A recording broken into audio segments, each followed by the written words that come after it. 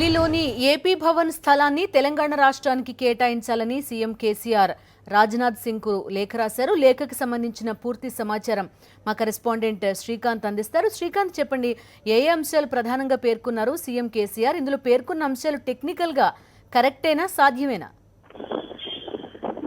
బిందు, ఈరోజు తెలంగాణ సీఎం కేసీఆర్ విభజనకు సంబంధించి మరో వివాదాన్ని తెరపైకి తీసుకొచ్చారని మనం చెప్పుకోవాల్సి ఉంటుంది.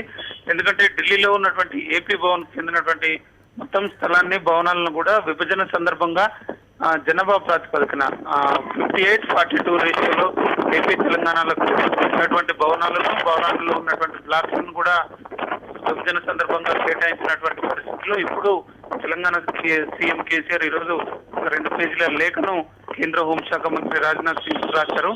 వాస్తవానికి ఢిల్లీలో ఉన్నటువంటి ఏపీ భవన్ పరిధిలో ఉన్నటువంటి ఆస్తులు మొత్తం తెలంగాణకు చెందుతాయి. ఎందుకంటే ఇవన్నీ కూడా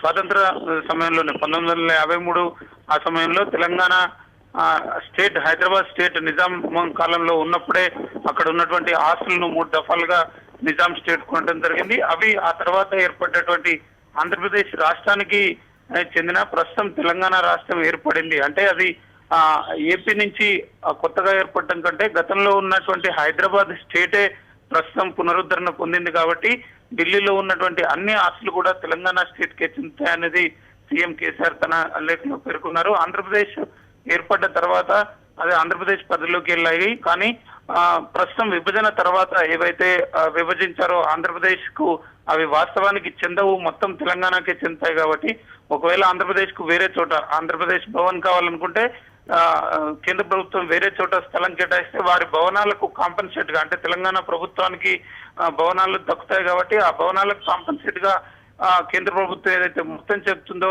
దాన్ని కేటాయించేందుకు తాము సిద్ధంగా ఉన్నామని చెప్తున్నారు. మొత్తంగా ఈ లేఖను బట్టి మనం ఒకటే విషయాన్ని అర్థం చేసుకోవాలి. నిజాం స్టేట్ ఉన్నప్పటి ఆస్తులు ఢిల్లీలో ఉన్నాయి.